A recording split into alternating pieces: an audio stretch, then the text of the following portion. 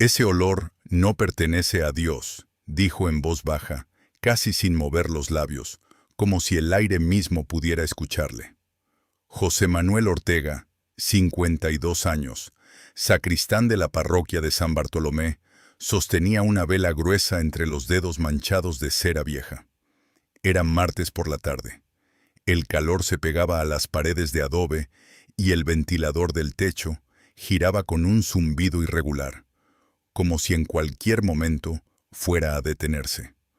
Afuera, en el mercado, alguien golpeaba metal contra metal, los vendedores gritaban precios, y el olor habitual, mezcla de fruta madura, carne y polvo, entraba por la puerta abierta. Pero dentro de la iglesia ese olor era otro. José Manuel acercó la vela a su nariz. No era incienso, no era cera común. Había algo más denso, algo que se quedaba pegado al fondo de la garganta, una dulzura pesada que no debía estar ahí. Pasó el pulgar por la superficie. La textura era más suave de lo normal, casi grasa. «Las trajo Beatriz», dijo alguien desde el fondo. Era Marta López, 48 años, encargada de limpiar los bancos. Tenía las manos húmedas y un trapo enrollado en la muñeca. «Dice que duran más», añadió ella, encogiéndose de hombros, «que son para las misas largas». José Manuel no respondió de inmediato. Encendió la vela. La llama subió lenta, estable, sin chisporrotear, demasiado estable. La observó unos segundos más de lo necesario. El olor se intensificó. No era la primera vez que lo notaba, pero esa tarde algo cambió. Tal vez fue el calor, tal vez el silencio entre los ruidos del mercado, tal vez la forma en que la llama no temblaba ni siquiera cuando el ventilador giraba directamente encima. O tal vez fue lo que recordó en ese momento. Un nombre, Luis Herrera, 34 años, vendedor de telas. Había pasado por la iglesia 2 semanas antes, preguntando por encargos de velas para un novenario. Había dicho que iría a ver a Beatriz Rosas esa misma tarde. Nadie lo volvió a ver. José Manuel dejó la vela sobre el altar con cuidado, como si pudiera romperse. No dijo nada. Marta siguió limpiando. En el mercado la vida continuaba. 3 meses después, un periodista de la capital escribiría un artículo breve, perdido entre anuncios y notas políticas, donde mencionaría por primera vez el nombre de Beatriz Rosas junto a la palabra desapariciones. Nadie en el pueblo lo leería ese día. Años más tarde, un expediente sellado sería abierto en una oficina con paredes grises, y alguien subrayaría una frase: olor persistente no identificado en objetos religiosos. Pero en ese momento, en esa iglesia, todo seguía siendo normal, o casi, porque cuando José Manuel salió a la calle, el aire caliente le golpeó el rostro, y por un instante pensó que el olor lo había seguido afuera. Miró hacia el puesto de velas en la esquina del mercado. Allí estaba Beatriz, 29 años, cabello oscuro, recogido en un moño bajo, vestido sencillo, mangas hasta los codos, manchas de cera endurecida en los dedos. Sonreía mientras envolvía una vela en papel marrón. Frente a ella, una mujer hablaba de una misa, de un difunto reciente, de la necesidad de que la vela durara toda la noche. Beatriz asentía. «Le va a durar», dijo con voz tranquila. «No se apaga fácil». José Manuel la observó unos segundos más de lo necesario. Luego apartó la mirada, porque en ese pueblo, mirar demasiado era una forma de meterse en problemas. Y además, había explicaciones para todo. Luis Herrera podía haberse ido. A veces la gente se iba sin avisar, a la frontera, a otra ciudad, a otra vida. No era raro, no valía la pena preguntar demasiado. Eso era lo que todos decían, eso era lo que todos repetían. Esa noche, durante la misa, las velas de Beatriz ardieron sin interrupción. La llama era firme, constante. El olor llenó la nave, mezclándose con el incienso hasta volverse indistinguible para la mayoría, pero no para todos. José Manuel se quedó de pie junto al altar, con las manos juntas, mirando las llamas. En un momento, cerró los ojos. Intentó rezar. No pudo, porque el olor ya no era solo un olor, era una idea. Y las ideas, en lugares donde el silencio es ley, suelen crecer más rápido que la verdad. Para entender cómo ese olor llegó hasta la iglesia, cómo se volvió parte de las misas, de los funerales, de las noches largas donde la gente rezaba por sus muertos, hay que retroceder varios años. Hay que volver a una vecindad con paredes delgadas, donde todo se escuchaba, incluso lo que nadie quería oír. Hay que volver a Beatriz, cuando todavía no vendía velas en el mercado, cuando sus manos no estaban cubiertas de cera, cuando el olor en su vida era otro, un olor más simple, más reconocible y tal vez más honesto, porque todo empezó allí, en un patio compartido, con ropa colgada entre ventanas, con niños corriendo descalzos sobre el cemento caliente, con mujeres que hablaban en voz baja mientras miraban de reojo. Un lugar donde el silencio no era ausencia de ruido, era una decisión. Y alguien, en algún momento, decidió no hacer preguntas. La pregunta es, ¿en qué momento ese silencio dejó de ser protección y se convirtió en complicidad? El patio de la vecindad olía a humedad por las mañanas y a comida recalentada por las tardes. Era un rectángulo de cemento agrietado, rodeado por habitaciones de puertas de madera desgastada, cada una con una historia que nadie contaba completa. Las paredes eran tan delgadas que los susurros viajaban como si fueran parte del aire. Allí creció Beatriz Rosas. Tenía 8 años cuando aprendió que el silencio era más útil que cualquier palabra. No fue una lección que alguien le explicara. Fue algo que se entendía observando. Su madre, Teresa Rosas, 43 años, vendía comida en el mercado los domingos. Pozole en una olla grande, tortillas hechas a mano y a veces tamales cuando había suficiente dinero para comprar carne. Su padre no vivía con ellas. Nadie decía exactamente por qué, solo que se había ido, como tantos otros. En la habitación que compartían, 12 metros cuadrados, una cama, una mesa pequeña, una silla coja y un armario que no cerraba bien. El calor se acumulaba como una segunda piel. Por las noches, Beatriz escuchaba los sonidos del resto de la vecindad. Discusiones, risas, pasos, llantos breves que se apagaban rápido. Una noche en particular se quedó con ella. Un golpe seco contra la pared contigua, luego otro, luego silencio.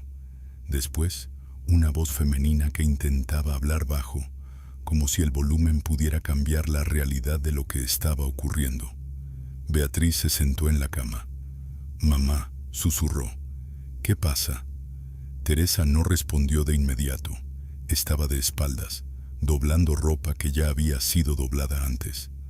«Nada», dijo finalmente. «Duérmete». Beatriz no insistió, porque ya había visto lo que pasaba cuando alguien insistía. Días después, la mujer de la habitación contigua apareció con un moretón en el pómulo izquierdo. Dijo que se había caído. Nadie preguntó más. En la vecindad, las explicaciones siempre estaban listas antes de que surgieran las preguntas. Beatriz aprendió rápido.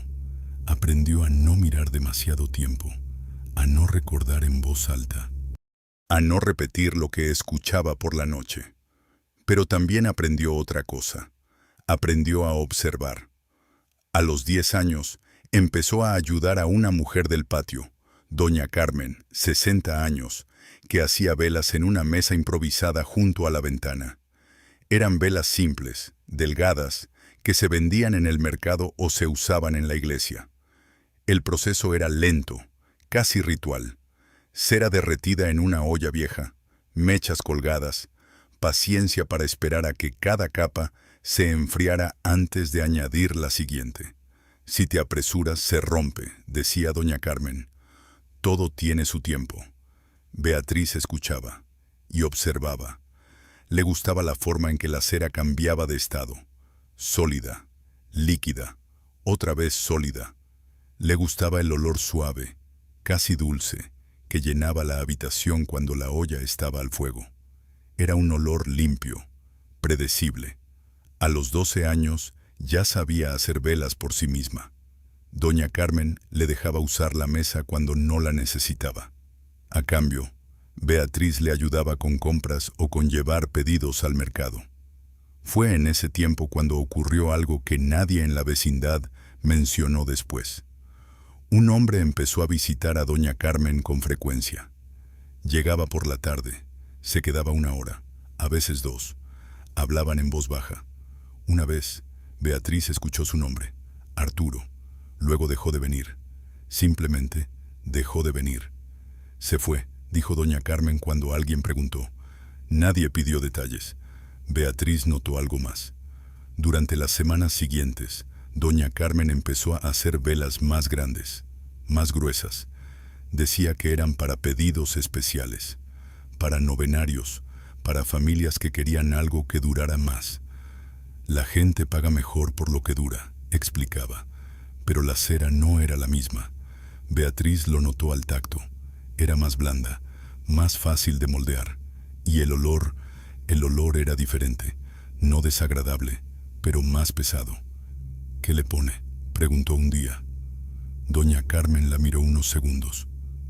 Cosas que ayudan, respondió. No necesitas saber más. Beatriz no insistió, pero recordó. Porque en la vecindad, las respuestas incompletas eran una forma de enseñanza. A los 15 años, Beatriz ya vendía sus propias velas en el mercado. No eran muchas, pero eran suficientes para aportar algo al dinero de la casa. Teresa no preguntaba demasiado de dónde venía cada moneda. Mientras alcanzara para la comida y la renta, era suficiente. Ese mismo año, doña Carmen enfermó. Fue rápido, 1 par de semanas. Un médico que vino una vez, miró, recetó algo que no ayudó. Luego el silencio. La habitación quedó vacía, y la mesa de las velas también. Beatriz fue la única que entró después. No porque alguien se lo pidiera, sino porque nadie más lo haría. Dentro encontró la olla, las mechas, los moldes y una libreta. Páginas amarillentas, escritura apretada, medidas, notas, observaciones. No todo estaba claro. Algunas palabras estaban tachadas, otras abreviadas, pero había una constante, una idea repetida. Duración. ¿Cómo hacer que una vela durara más? ¿Cómo hacer que la llama se mantuviera estable? ¿Cómo evitar que se consumiera demasiado rápido? Beatriz se llevó la libreta. No dijo nada. Esa noche, mientras su madre dormía, encendió una vela pequeña que había hecho con los materiales de doña Carmen. Se sentó frente a ella y observó la llama. No se movía, ni siquiera cuando una corriente de aire pasó por la habitación. Beatriz acercó la mano, sintió el calor, y algo más, un olor. No era el mismo de antes, no era desagradable, pero tampoco era limpio. Cerró los ojos un segundo, y en ese instante, sin saber exactamente por qué, entendió que había cruzado algo, no una línea visible, sino una posibilidad. Y las posibilidades, cuando crecen en silencio, rara vez se detienen por sí solas. Años después, cuando alguien preguntara cómo empezó todo, no habría una respuesta clara. No habría un momento único que pudiera señalarse con precisión.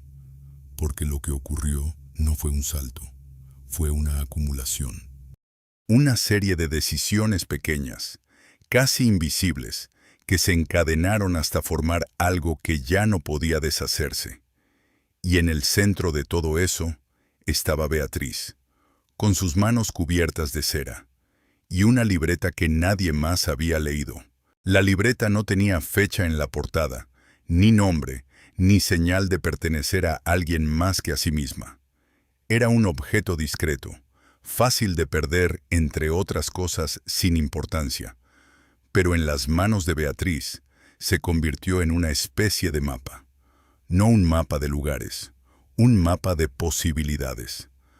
Durante los meses siguientes, Beatriz empezó a trabajar en silencio, casi siempre de noche, cuando el patio de la vecindad quedaba en calma y los ruidos se reducían a respiraciones detrás de paredes delgadas.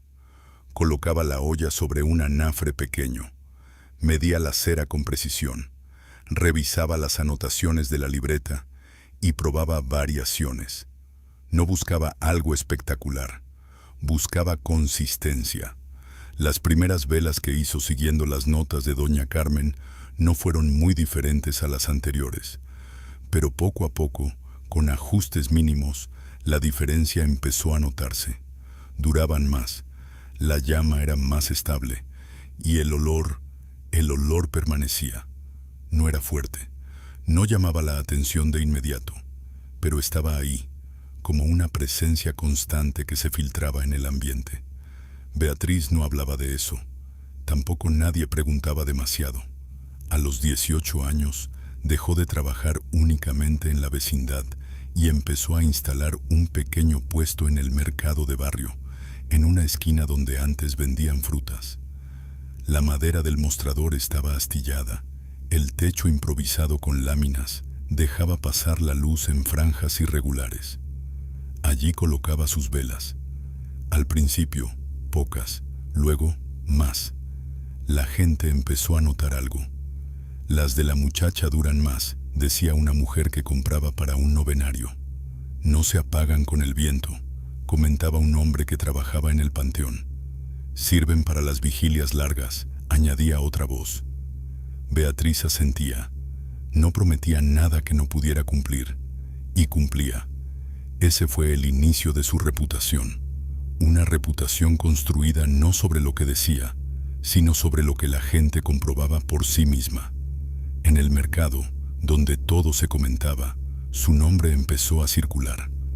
Beatriz Rosas, la de las velas que no se consumen, la de las velas que duran toda la noche. Ese tipo de fama, en un lugar pequeño, crece rápido, pero también atrae atención. Una tarde, un hombre se acercó a su puesto. Llevaba camisa clara, mangas arremangadas y una carpeta bajo el brazo. Se presentó como Ernesto Gálvez, 41 años, encargado de compras para una funeraria local. Me dijeron que sus velas son distintas, dijo, sin rodeos. Beatriz no respondió de inmediato. Tomó una de las velas más gruesas y la colocó frente a él. Pruebe, dijo simplemente. Ernesto la observó, la giró entre los dedos, evaluando el peso, la textura. ¿Cuánto dura? Lo suficiente, respondió ella. No era una evasión. Era una forma de no comprometerse con números. Ernesto sonrió apenas. Necesito 20, dijo. Para esta semana. Fue el primer pedido grande, no el último. A partir de ese momento, la producción de Beatriz tuvo que cambiar. Ya no bastaba con hacer velas cuando había tiempo. Ahora había fechas, cantidades, compromisos. Compró más cera, consiguió moldes más grandes. Empezó a trabajar durante el día, no solo por la noche. Su madre, Teresa, observaba el cambio con una mezcla de alivio y cautela. Mientras sea trabajo honesto, decía, más como una advertencia que como una afirmación. Beatriz no respondía, porque la palabra honesto no tenía un significado claro en su vida. Era algo que dependía de quién preguntara y de qué tan dispuesto estuviera a escuchar la respuesta. Con el tiempo, el taller se trasladó de la habitación compartida a un pequeño cuarto que antes se usaba como almacén en la vecindad. Tenía una ventana estrecha, una mesa más firme, espacio para organizar mejor los materiales. Allí, Beatriz empezó a experimentar con mayor libertad. La libreta seguía siendo su guía, pero ya no era suficiente. Había cosas que no estaban escritas, cosas que tenía que descubrir por sí misma. Una tarde, mientras ajustaba una mezcla, notó algo que no había visto antes. Una pequeña variación en la consistencia, un cambio casi imperceptible en el comportamiento de la cera al enfriarse. La anotó. Empezó a llevar su propio registro. No reemplazó la libreta de doña Carmen. La complementó.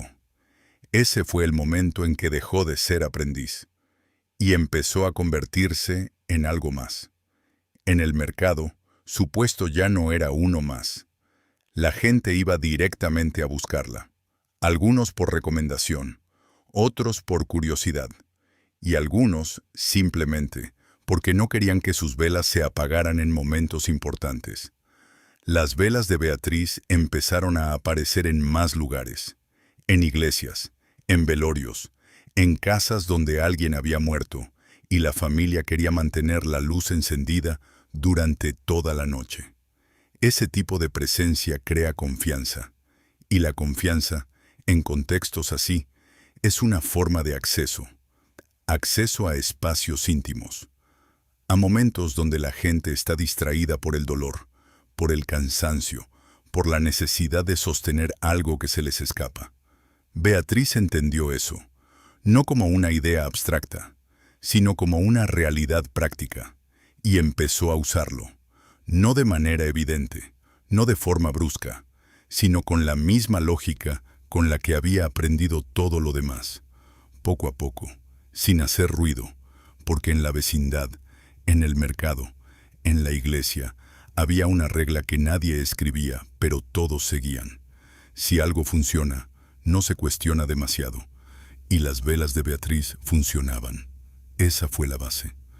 Pero también fue el inicio de algo que todavía no tenía nombre. Algo que crecería sin necesidad de ser anunciado. Algo que, cuando finalmente se hiciera visible, parecería imposible de ignorar. Y sin embargo, habría estado allí todo el tiempo, como el olor, siempre presente, nunca señalado, hasta que alguien decidió prestarle atención. El primer nombre que quedó flotando sin respuesta fue el de Luis Herrera, pero no fue el primero en desaparecer. Antes de él hubo otro, un hombre que nadie buscó con insistencia suficiente. Se llamaba Rogelio Márquez, 38 años, cargador en el mercado. Era de los que llegaban antes que todos, cuando el cielo todavía estaba gris y el aire era fresco. Tenía las manos gruesas, uñas cortas, una cicatriz en la muñeca derecha que decía haberse hecho con una caja de madera. Vivía solo en un cuarto rentado detrás de una cantina. Pagaba semanalmente. No tenía familia en el pueblo, al menos no una que se presentara. Rogelio compraba velas con frecuencia, no por religión, por costumbre. Encendía una cada noche antes de dormir. Decía que la luz le ayudaba a conciliar el sueño, que el silencio completo le resultaba incómodo. Empezó a comprarle a Beatriz cuando alguien en el mercado le dijo que sus velas duraban más. «Así no tengo que levantarme a cambiarla», comentó una vez, mientras pagaba. Beatriz asintió. «Le va a rendir», respondió. Ese fue el tipo de conversación que tuvieron durante semanas. Nada fuera de lo común. Nada que alguien recordara con precisión después. Una tarde, Rogelio no apareció en el mercado. Al día siguiente, tampoco. El tercer día, alguien preguntó, «¿Y Rogelio?» «Se habrá ido», dijo otro. «Siempre decía que no quería quedarse aquí». La explicación fue suficiente. El dueño del cuarto esperó una semana. Luego alquiló el espacio a otra persona. Las pocas pertenencias de Rogelio, una camisa, un par de botas gastadas, una foto doblada que nadie miró con atención, fueron guardadas en una caja y luego olvidadas. Nadie fue a la policía. No había razón clara. No había familia reclamando. No había ruido. Ese fue el patrón. Un vacío pequeño, absorbido por la rutina. Beatriz siguió vendiendo velas. Ese mismo mes, recibió un pedido más grande de lo habitual. Una familia necesitaba velas para un novenario completo. 9 noches. 9 velas grandes que no podían apagarse antes del amanecer. ¿Puede hacerlas así de largas?, preguntó la mujer, señalando con las manos una altura aproximada. Beatriz la observó unos segundos. Sí, dijo finalmente. No explicó cómo, no explicó por qué, solo aceptó. Para cumplir ese pedido, tuvo que ajustar su proceso. Más tiempo de preparación, más material, más precisión, y más de aquello que no estaba en la libreta original. Aquello que había empezado a experimentar por su cuenta. No lo hacía con prisa, no lo hacía con ansiedad, lo hacía como todo lo demás, con método. En el cuarto del taller, el calor era más intenso que en el resto de la vecindad. La ventana apenas dejaba pasar aire. La olla permanecía al fuego durante horas. La cera se transformaba lentamente. Beatriz trabajaba en silencio. A veces, alguien pasaba por la puerta y preguntaba algo trivial. ¿Cuándo estará listo el pedido? Mañana. ¿Tiene velas pequeñas? Allá. Respuestas breves, sin espacio para conversaciones largas, porque el trabajo no se podía interrumpir y porque había partes del proceso que no debían ser vistas, no porque fueran espectaculares, sino porque eran incomprensibles para quien no conociera el contexto. Una noche, Teresa se acercó al cuarto. No solía hacerlo. Respetaba el espacio de su hija como si fuera una extensión de su propio silencio. Pero esa noche, el olor llegó hasta la habitación principal. No era fuerte, pero era persistente. Teresa se detuvo en la puerta. ¿Qué estás usando?, preguntó. Beatriz no levantó la mirada de la mesa. Lo mismo de siempre. Teresa frunció el ceño. No huele igual. Hubo un breve silencio. Es otra cera, dijo Beatriz. Me la recomendaron. No era una mentira completa, pero tampoco era una verdad suficiente. Teresa asintió lentamente. No insistió, porque en esa casa, como en la vecindad, había aprendido la misma lección que todos. Hay preguntas que no llevan a ningún lugar seguro. Se dio la vuelta y se fue. Esa fue la última vez que preguntó directamente. Días después, las velas para el novenario fueron entregadas. La familia las encendió la primera noche. Duraron toda la noche, sin interrupciones. La llama era firme, constante. El olor llenaba la habitación, mezclándose con el café, con el pan, con el murmullo de las oraciones. Nadie comentó nada. O si lo hizo, no lo dijo en voz alta, porque el contexto lo absorbía todo. El duelo tiene su propia lógica, y dentro de esa lógica, las pequeñas anomalías se vuelven irrelevantes. Beatriz recibió el pago, una cantidad mayor a la habitual, dinero suficiente para comprar más material, para mejorar el taller, para aceptar más pedidos. Ese fue el segundo paso, no visible, pero decisivo, porque a partir de ese momento, la producción dejó de ser ocasional y se convirtió en sistema. Un sistema que requería constancia, y la constancia, en ese contexto, implica repetición. Repetición de procesos, repetición de decisiones, repetición de silencios. En el mercado, otro nombre empezó a faltar semanas después. Una mujer joven, Alicia Torres, 22 años, que vendía frutas en un puesto cercano. Era conocida por su risa fácil, por su costumbre de cantar mientras acomodaba las cajas. Un día no llegó. Se fue con alguien, dijo una vecina. Tenía un novio en otra ciudad. Seguro, respondió otra, sin convicción. La historia fue aceptada, como todas, porque aceptar es más fácil que investigar, y porque investigar en ese lugar no siempre traía respuestas. A veces traía problemas. Beatriz no comentó nada. Siguió trabajando, pero esa noche, mientras revisaba sus notas, añadió una línea nueva en su propia libreta. No era una fórmula, no era una medida, era una observación, una que no tenía que ver con la cera, sino con las personas, con su forma de desaparecer, con la velocidad con la que eran reemplazadas por explicaciones. Esa fue la primera vez que su trabajo y el entorno dejaron de ser dos cosas separadas. Y se convirtieron en una sola estructura, una que crecería con cada ausencia y con cada silencio que la rodeaba. La pregunta ya no era si alguien notaría el patrón, sino cuánto tiempo tardaría en hacerlo y qué haría cuando lo viera. El negocio de Beatriz dejó de ser un puesto más en el mercado cuando las velas empezaron a viajar solas. No literalmente, pero su nombre sí. Una mujer de otra colonia llegó un jueves por la mañana, preguntando directamente por ella. No miró otros puestos, no comparó precios. Me dijeron que aquí venden velas que no se apagan, dijo. Beatriz levantó la vista, evaluando sin prisa. Depende para qué las necesite. La mujer dudó un segundo, como si no estuviera segura de cuánto debía decir. Para una casa donde se detuvo. Para una vigilia larga. Beatriz asintió. No hizo más preguntas. Ese tipo de clientes no buscaban conversación, buscaban certeza.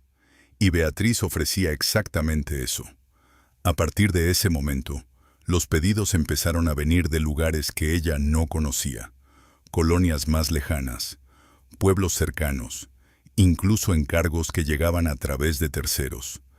El mercado ya no era su único punto de contacto, se convirtió en referencia. Las velas de Beatriz comenzaron a aparecer en funerales donde nadie sabía exactamente quién las había comprado, pero todos comentaban lo mismo.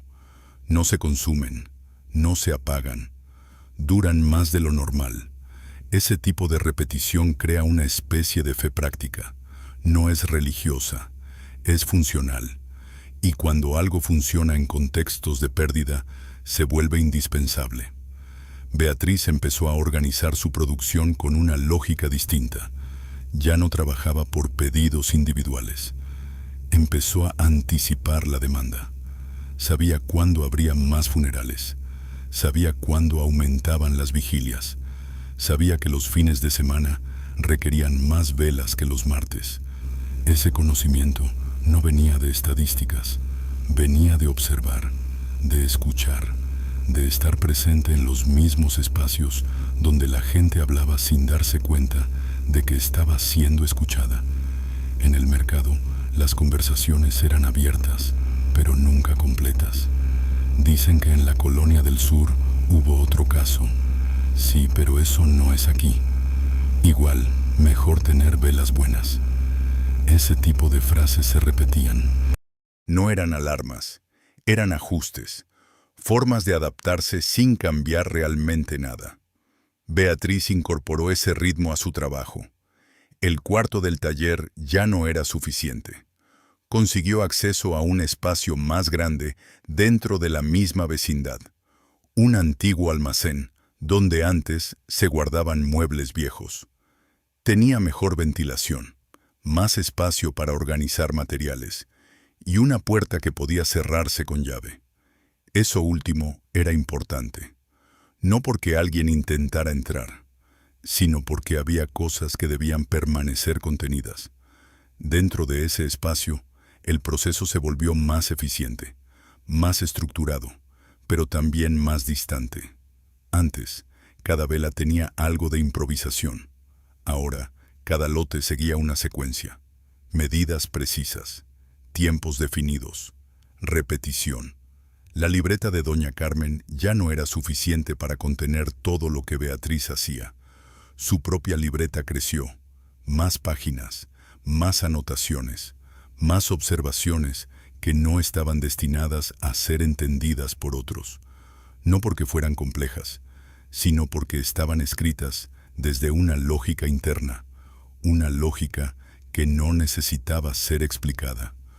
Una tarde, Ernesto Gálvez volvió, no como cliente ocasional, como intermediario. «Hay más funerarias interesadas», dijo, apoyando la carpeta sobre la mesa. «Quieren saber si puede mantener el ritmo». Beatriz lo miró. «¿Cuántas?» Ernesto abrió la carpeta. 3 por ahora, y una más en camino. Hubo un silencio breve. «Puedo», respondió ella. No preguntó por condiciones. No negoció precios en ese momento. Primero necesitaba asegurarse de que el sistema podía sostenerse, porque aceptar más pedidos implicaba más producción, y más producción implicaba más de todo lo que ya estaba haciendo. Esa noche revisó sus notas con mayor atención que de costumbre. No buscaba mejorar, buscaba estabilidad, porque en ese punto el error ya no era una posibilidad aceptable. No cuando había más ojos, más expectativas, más dependencia. En el mercado, otro nombre dejó de aparecer. Miguel Salas, 27 años, ayudante en una tienda de herramientas. Era conocido por su puntualidad. Siempre abría el local a la misma hora. Siempre cerraba después de barrer la entrada. Un lunes no abrió. Se enfermó, dijo alguien. El martes, tampoco. Seguro se fue con familia, comentó otro. El jueves, el dueño contrató a alguien más. La explicación se ajustó, como siempre. Pero esta vez, alguien notó un detalle. No lo dijo en voz alta, no lo comentó en grupo, lo pensó. Miguel también compraba velas. No muchas, pero suficientes para que su nombre apareciera en la memoria de alguien que prestaba atención. Ese alguien no era Beatriz, era otra persona. Un hombre que todavía no tenía un lugar claro en la historia, pero que empezaba a construir una idea basada en repeticiones, en patrones, en pequeñas coincidencias que, por sí solas, no significaban nada, pero juntas empezaban a formar algo. Ese hombre aún no actuaba, solo observaba, como Beatriz lo había hecho años atrás, como todos lo hacían en ese entorno. La diferencia estaba en lo que haría después con lo que veía. Mientras tanto, el negocio de Beatriz seguía creciendo. Las velas se acumulaban en estanterías improvisadas, listas para ser entregadas. Los pedidos se organizaban por fecha, por tamaño, por destino. El dinero empezó a fluir con mayor constancia. No era riqueza, pero era estabilidad. Suficiente para que Teresa dejara de preocuparse por la renta. Suficiente para que en la vecindad empezaran a verla de otra manera. Ya no solo como la hija de Teresa, sino como alguien que había logrado algo. Ese tipo de reconocimiento tiene un efecto particular. Protege, porque cuando alguien se vuelve útil para muchos, cuestionarlo deja de ser conveniente. Y Beatriz era útil. Para las familias en duelo, para las funerarias, para la iglesia, para todos los que necesitaban que algo permaneciera encendido durante más tiempo del habitual. Ese fue el punto en que el sistema dejó de depender de la discreción individual y empezó a sostenerse por necesidad colectiva. Nadie quería perder lo que funcionaba. Nadie quería reemplazar algo que ya había demostrado su valor. Y así, sin anuncios, sin declaraciones, sin cambios visibles, el negocio de Beatriz se integró en la rutina del lugar. Como si siempre hubiera estado allí, como si fuera parte natural del entorno, pero no lo era. Y alguien, en algún momento cercano, iba a empezar a preguntarse por qué. En el barrio, nadie decía, sabíamos.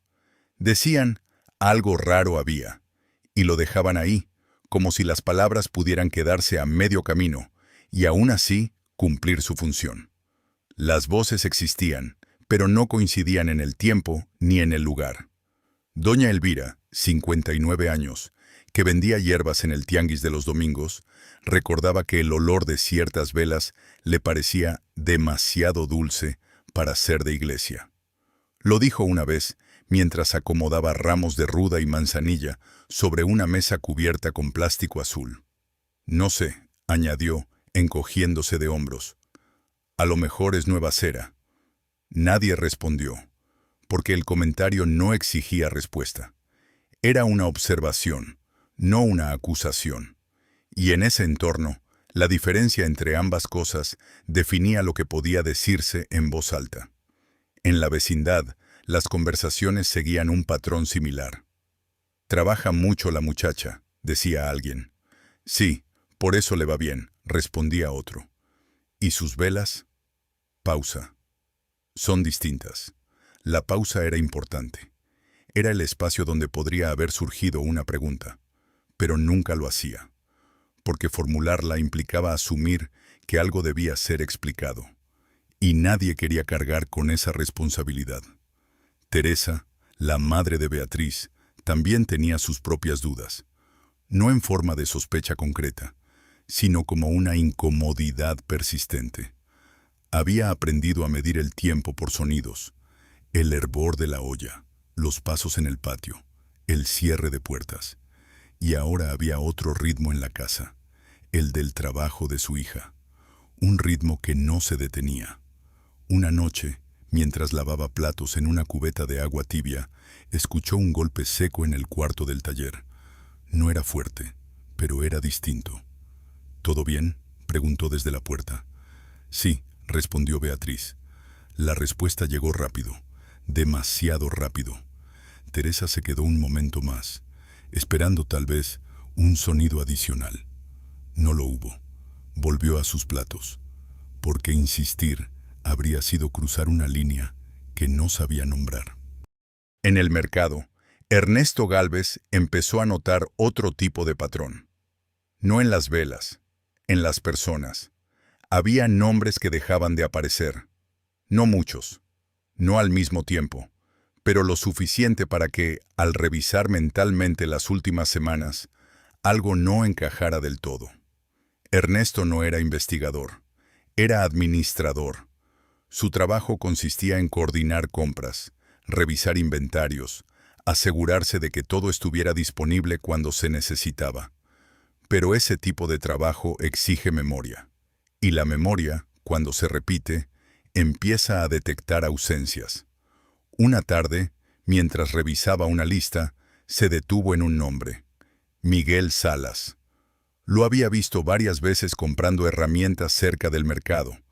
Había hablado con él 1 o 2 veces, nada importante, pero suficiente para reconocerlo. ¿Qué pasó con el muchacho de la ferretería?, preguntó a un vendedor cercano. Miguel, respondió el otro. Se fue. ¿A dónde? ¿Quién sabe? La conversación terminó ahí, pero no para Ernesto, porque la respuesta no era suficiente. No porque fuera falsa, sino porque era demasiado fácil.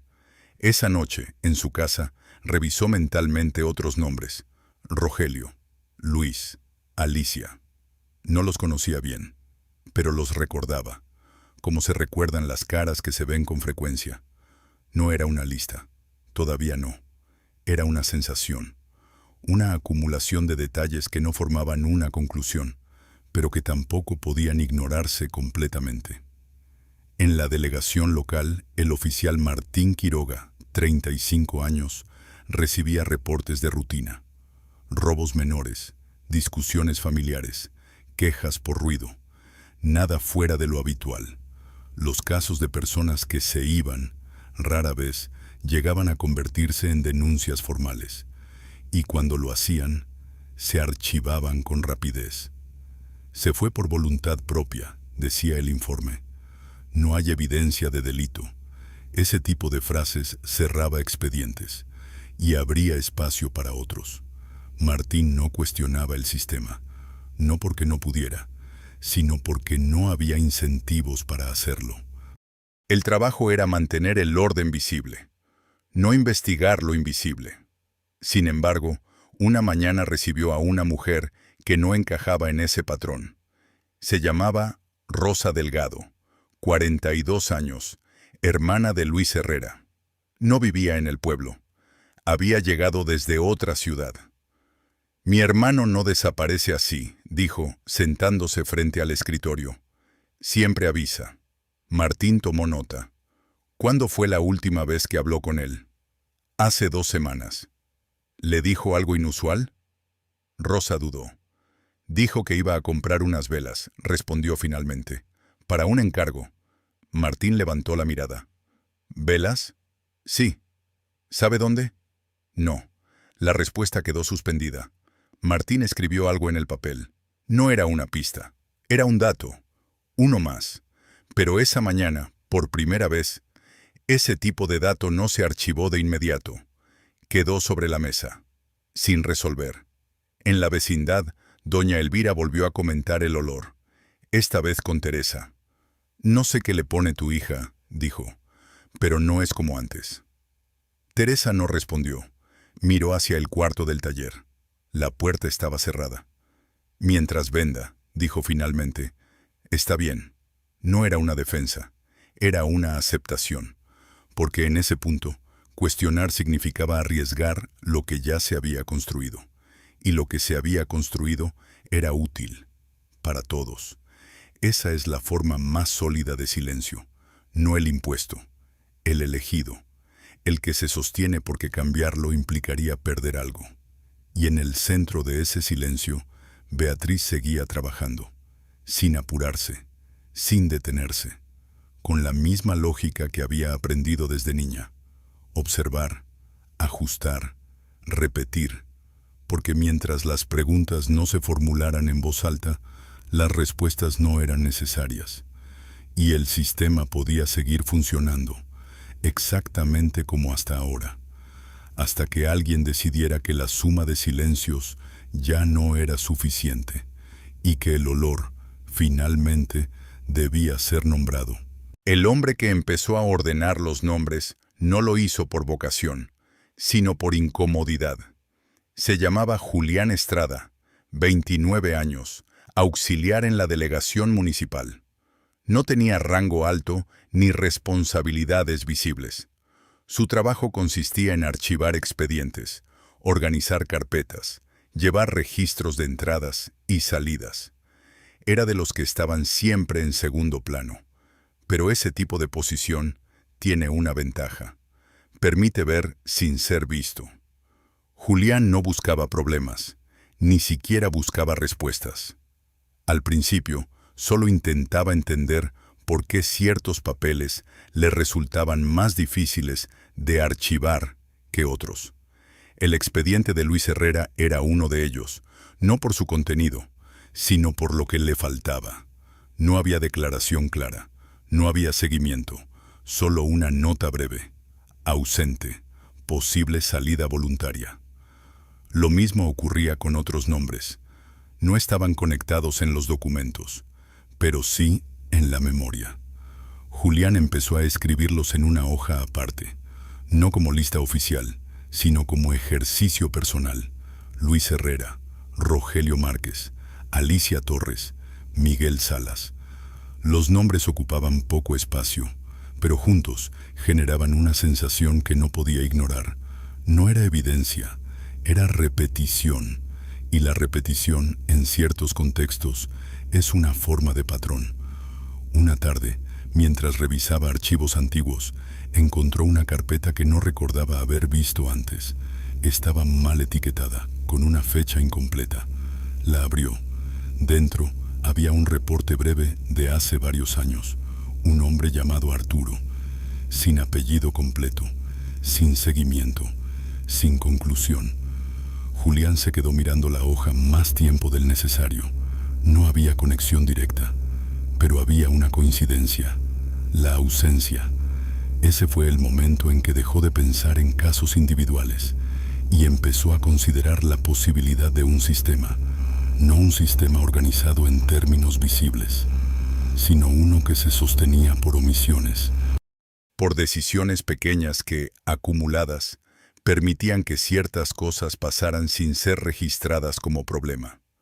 Julián no habló con nadie de inmediato, porque no tenía algo concreto que mostrar, solo una serie de nombres y una intuición. Pero las intuiciones, en su entorno, no tenían valor formal. Necesitaban convertirse en algo más. Esa noche, en su casa, sacó una libreta vieja y empezó a anotar detalles. Fechas aproximadas, lugares donde había visto a esas personas por última vez, comentarios escuchados en el mercado, en la delegación, en la calle. No era un método profesional, pero era suficiente para empezar. Con el tiempo, Las anotaciones empezaron a mostrar pequeñas coincidencias, no exactas, no perfectas, pero persistentes. Varios de los nombres tenían un punto en común: el mercado. Y dentro del mercado, una presencia constante: las velas, no como objeto sospechoso, sino como elemento repetido. Julián no pensó inmediatamente en Beatriz.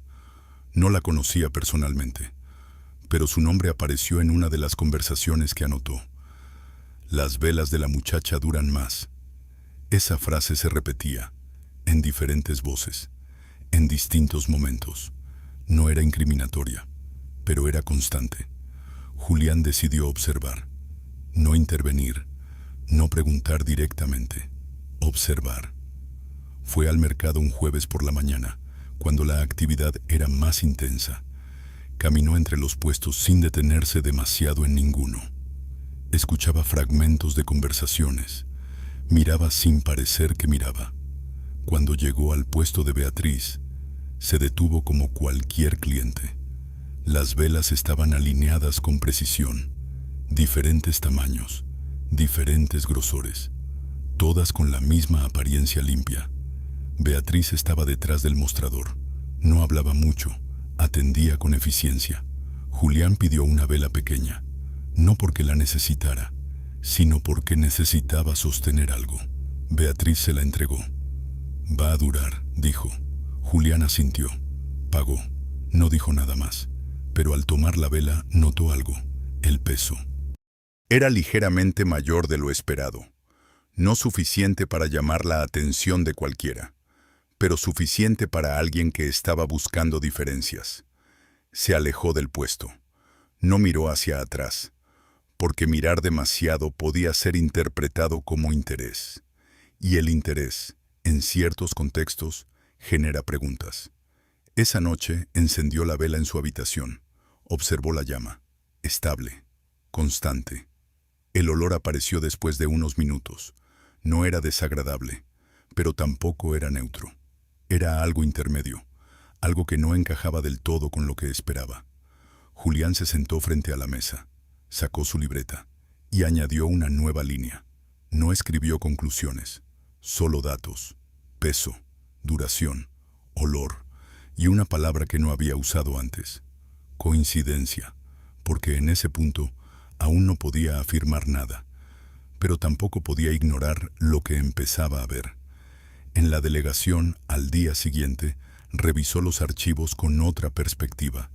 No buscaba pruebas, buscaba repeticiones, y las encontró, pequeñas, dispersas, pero presentes. Ese fue el momento en que su observación dejó de ser pasiva, no porque actuara, sino porque decidió continuar. Y continuar, en ese contexto, ya era una forma de movimiento. Mientras tanto, en el taller, Beatriz seguía trabajando, con la misma precisión, con el mismo ritmo, sin saber o sin mostrar saber que alguien empezaba a mirar su trabajo desde otro ángulo, un ángulo que no buscaba duración ni estabilidad, sino explicación. Y las explicaciones, cuando se construyen a partir de silencios, tienden a ser más difíciles de aceptar que cualquier otra cosa. La pregunta ya no era si Julián encontraría algo, sino si, al encontrarlo, tendría un lugar donde ponerlo. El momento en que Beatriz cruzó la línea no fue visible para nadie más. No hubo un gesto brusco, no hubo una decisión anunciada. Fue, como casi todo en su vida, una acumulación.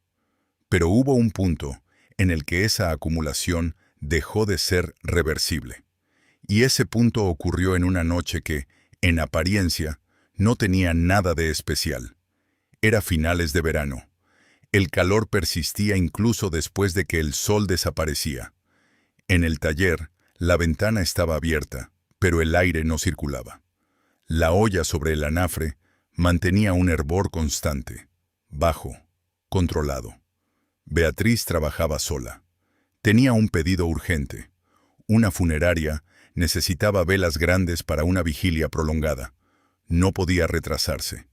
El material que tenía no era suficiente para mantener la calidad que había establecido. Eso era nuevo. Hasta ese momento, Siempre había logrado ajustar sin comprometer el resultado.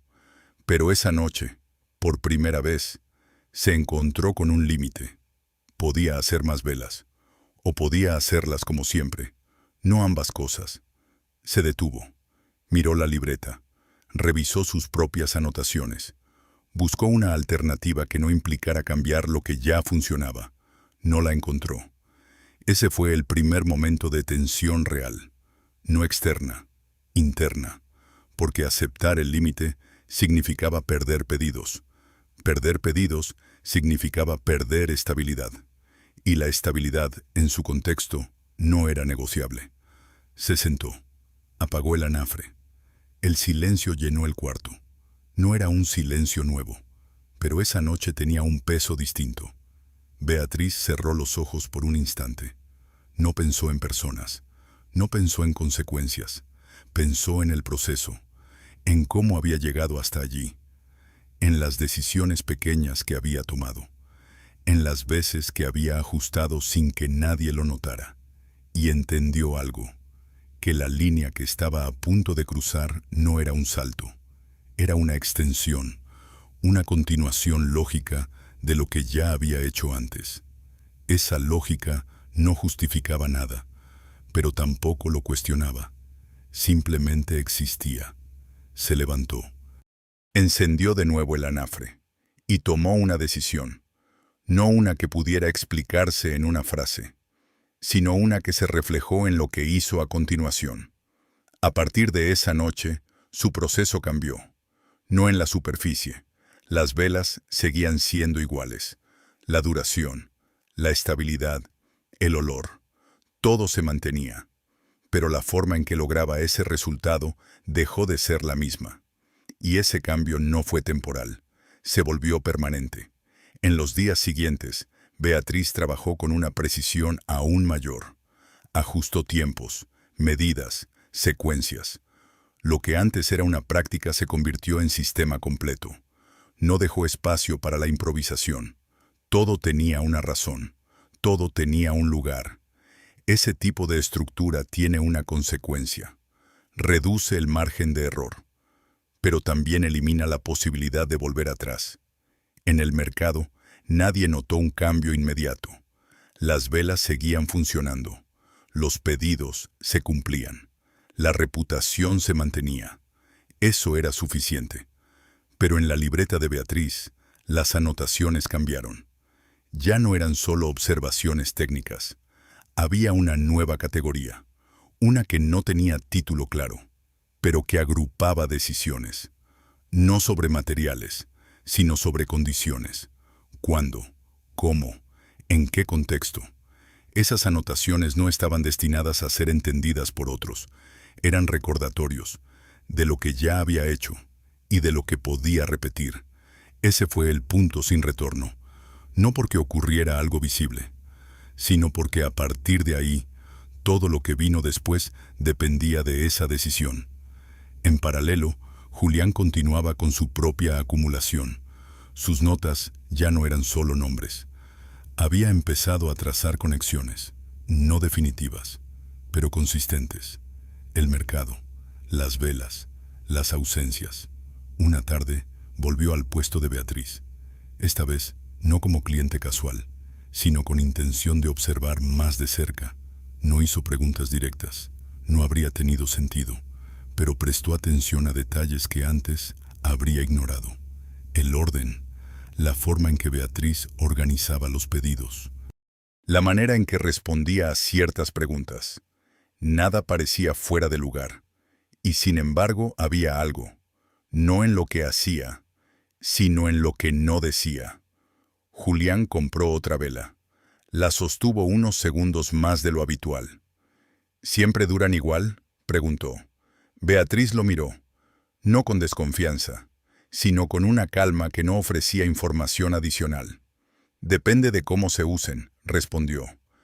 Era una respuesta correcta, pero no completa. Julián asintió.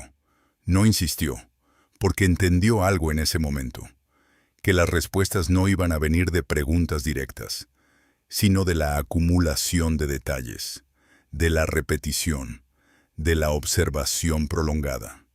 Esa misma lógica, en otro contexto, había llevado a Beatriz a construir su sistema.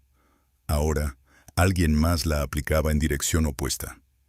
En la delegación, el expediente de Luis Herrera seguía abierto, no por decisión formal, sino por falta de cierre.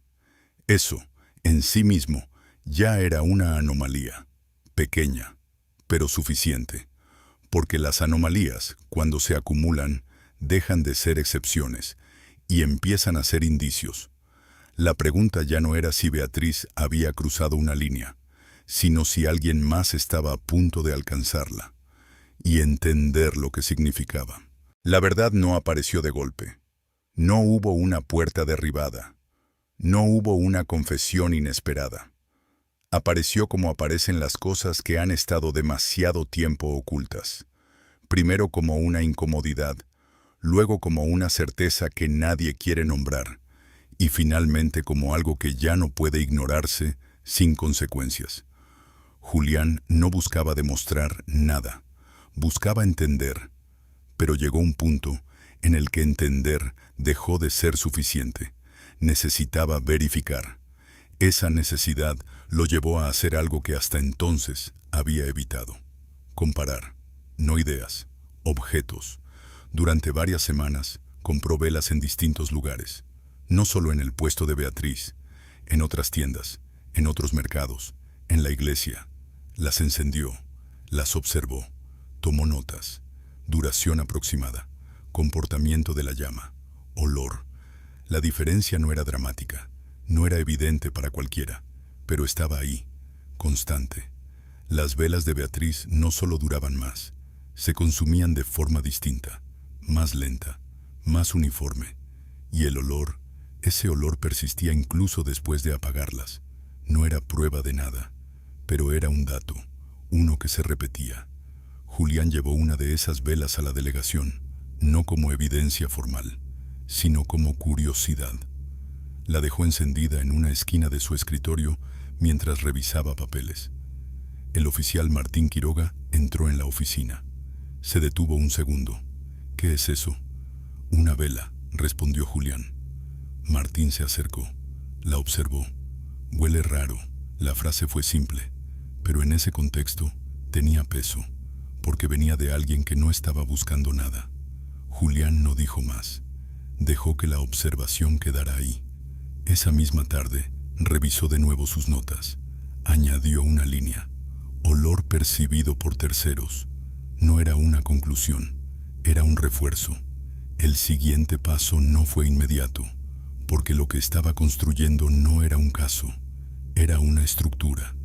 Y las estructuras requieren tiempo para sostenerse. Julián empezó a visitar lugares donde sabía que se usaban velas de Beatriz, funerarias, casas donde se realizaban vigilias. La iglesia. No iba como investigador, iba como observador. Se quedaba en segundo plano, escuchaba, miraba. En una de esas visitas, en una casa donde se realizaba un novenario, notó algo que hasta entonces no había considerado: la proximidad. Las velas estaban cerca de las personas, muy cerca, en mesas pequeñas, junto a fotografías, al lado de comida, de objetos personales. El olor no solo llenaba el espacio, se adhería a la ropa, a las paredes, a las manos. Ese tipo de detalle no era relevante por sí solo, pero sumado a todo lo demás, empezaba a formar una imagen, una que no era clara, pero tampoco difusa. En la delegación, Martín empezó a notar el cambio en Julián, no en lo que hacía, sino en cómo lo hacía. Más concentrado, más silencioso. «¿Qué traes?», preguntó una mañana. Julián dudó, no porque no quisiera responder, sino porque no sabía cómo hacerlo sin parecer que estaba construyendo algo sin base. «Nada concreto», dijo finalmente. «Solo cosas que no encajan». Martín lo miró unos segundos. «Eso siempre hay», era cierto, pero no suficiente. Julián asintió. No insistió, porque entendió que en ese punto no podía compartir una idea que aún no tenía forma. Necesitaba algo más, algo que no fuera solo observación. Ese algo llegó de manera indirecta. Rosa Delgado volvió a la delegación, no con una nueva denuncia, sino con una pregunta. ¿Encontraron algo? Martín negó con la cabeza. No hay información nueva. Rosa apretó los labios. Mi hermano no se fue, dijo. Yo lo conozco. Julián escuchó desde su escritorio. No intervino, pero esa frase se quedó con él. No se fue. Era la primera vez que alguien afirmaba algo con esa certeza. No como sospecha, como convicción. Después de que Rosa se fue, Julián tomó su libreta. Añadió otra línea. No salida voluntaria. No como conclusión oficial, sino como hipótesis. Ese fue el punto en el que su trabajo dejó de ser acumulación pasiva y empezó a acercarse a una dirección, no clara, pero definida. Esa misma tarde tomó una decisión: ir al taller, no al puesto en el mercado, al origen.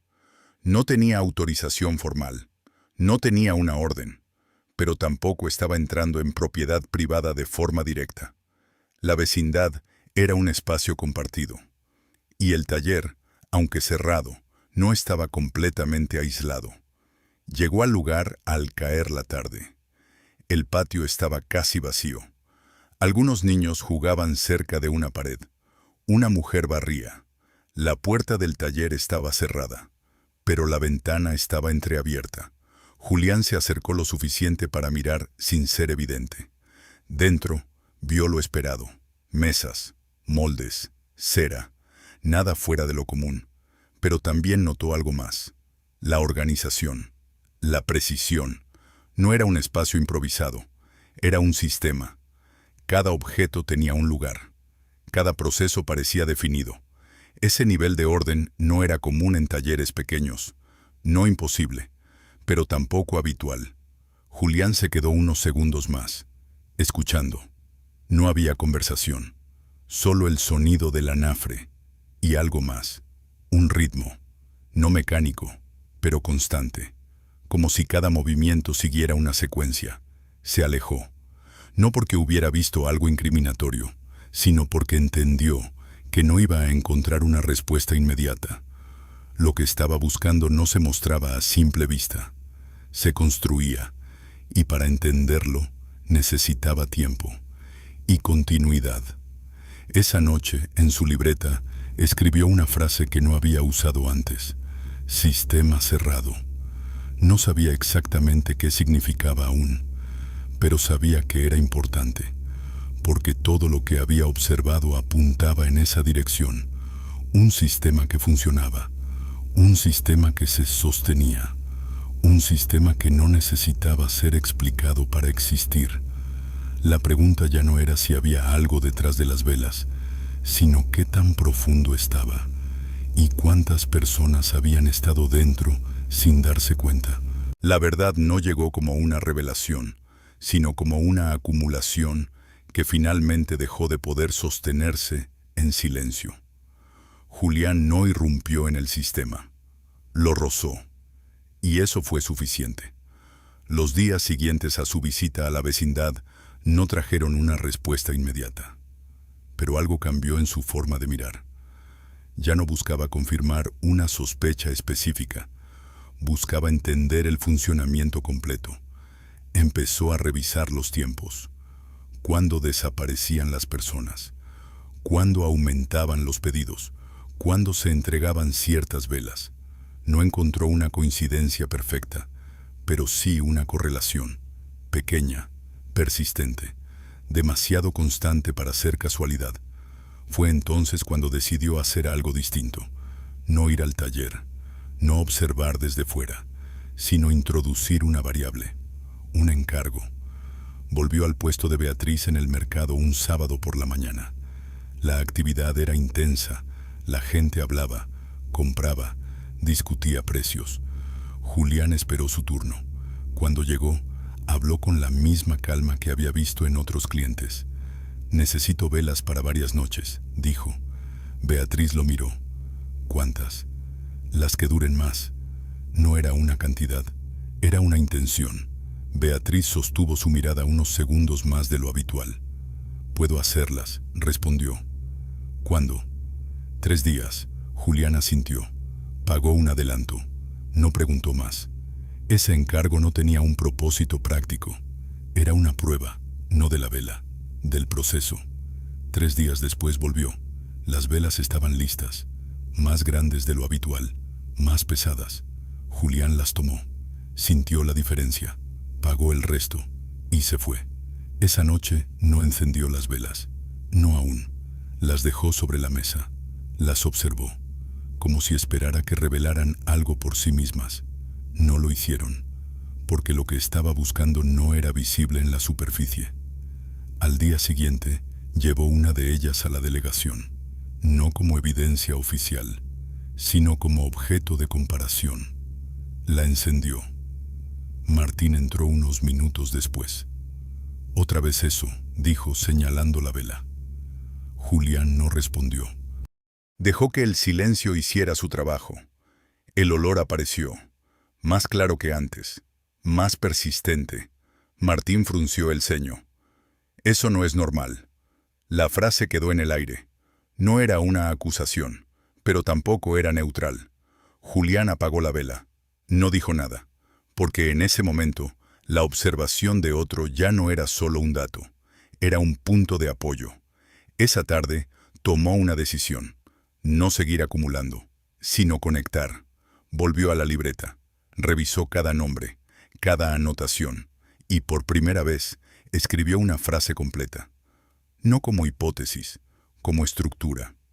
Personas que desaparecen después de contacto indirecto con proveedor común. No mencionó a Beatriz.